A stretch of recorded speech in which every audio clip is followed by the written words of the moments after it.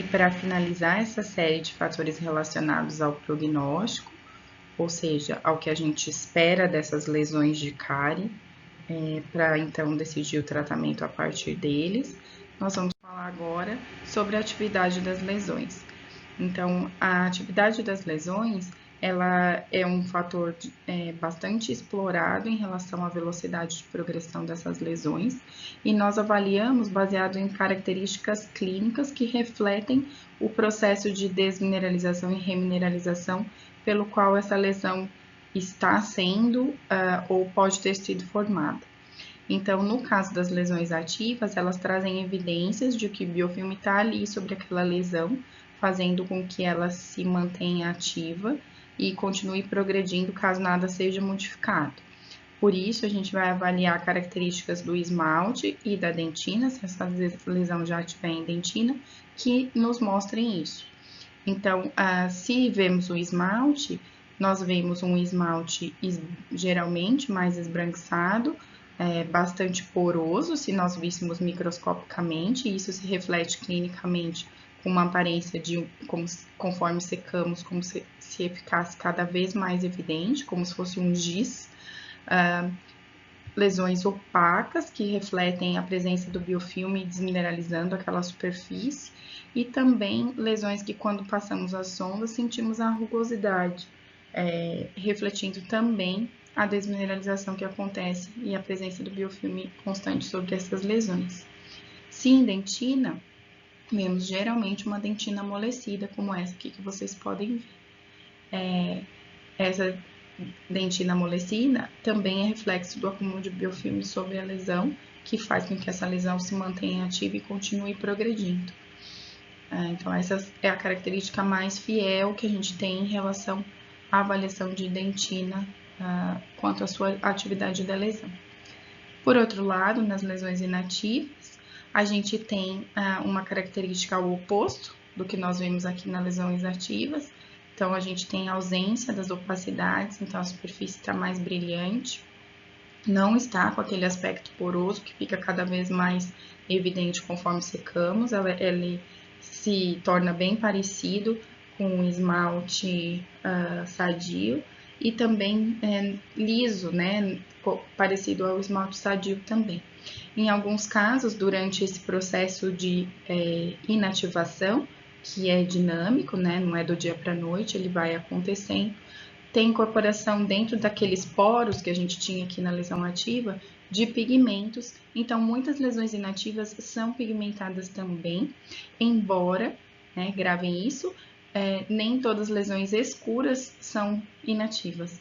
Para a gente ver se essas lesões são inativas, a gente precisa ver se tem ausência de opacidade ao redor, né? Então, se eu tivesse, nesse caso aqui, uma lesão escura, né, mas essa parte esbranquiçada aqui não tivesse brilhante, ela tivesse como essa aqui, sem brilho, opaca, a gente classificaria essa lesão, apesar da cor enegrecida, como ativa.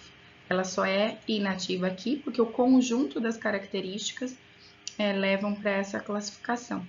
Como é um processo dinâmico, que é uma transição que vai acontecendo lentamente, não é incomum, às vezes, a gente encontrar lesões que tenham características de lesões ativas misturadas com características de lesões inativas. E isso reflete o processo de dinâmico que é a atividade. Então, a gente pode pegar e tirar uma foto, né? Então, a gente está vendo como uma foto no meio do caminho desse processo. E aí, por isso, a gente tem características das duas lesões. O que a gente faz nesses casos?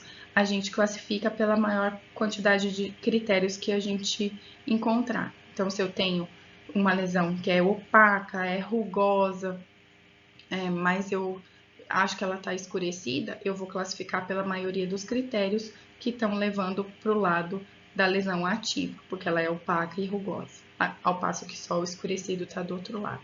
Então, nunca vejam a cor sozinha, sempre vejam associada com os outros fatores que a gente conversou aqui. As lesões inativas, a mesma coisa. Muitas lesões inativas são escuras, mas nem todas. Escuras são inativas. Então, nesse caso, como eu sei que ela está inativa? Ela está escura, que é um ponto sim, mas ela também está brilhante. Isso reflete um tecido endurecido que está refletindo a luz da foto. Então, uma dica que quando a gente for trabalhar com fotos, que vocês olhem as lesões, se elas estão refletindo a luz, como essa daqui, que é sinal que esse tecido está endurecido, que tem esse certo brilho quando a luz reflete sobre ele. Então, com isso, com essas características clínicas, a gente basicamente diferencia as lesões ativas das lesões inativas, tanto em esmalte quanto em dentina. E aqui, novamente, no estudo que nós já falamos, a gente vê essa diferença das lesões ativas e inativas, principalmente aqui nas linhas verdes, que são as lesões de mancha branca, as lesões iniciais. A gente vê aqui nas manchas, nos tracejados, as lesões inativas e na linha inteira verde, as lesões ativas. Percebam que as lesões ativas progridem em maior número e também em maior velocidade que as lesões inativas, mostrando a importância da gente fazer essa diferenciação. Aqui nas lesões moderadas, a gente não tem essa diferenciação, porque a maioria das lesões moderadas incluídas nesse estudo eram lesões ativas e por isso não se permitiu fazer essa diferenciação. Como a gente falou no começo, a atividade ela é vista como uma questão bastante mandatória na decisão de tratamento. As lesões ativas, se não for feito nada, provavelmente elas vão continuar evoluindo, então a gente precisa fazer alguma modificação local, quer seja a escovação, quer seja o uso de outras terapias locais, por exemplo, o uso de selantes e mesmo das restaurações, no caso das lesões cavitadas. Ao passo que as lesões inativas, se a gente não fizer nada, provavelmente elas vão continuar do mesmo jeito ou vão progredir tão lentamente que a gente não vai perceber clinicamente. Então, a gente diz que não seria necessária nenhuma intervenção na lesão para que ela paralisasse. Por isso, a gente vê novamente um critério que influencia no prognóstico e que deve ser bem avaliado nas lesões de cárie para que a gente consiga posteriormente escolher a melhor opção de tratamento.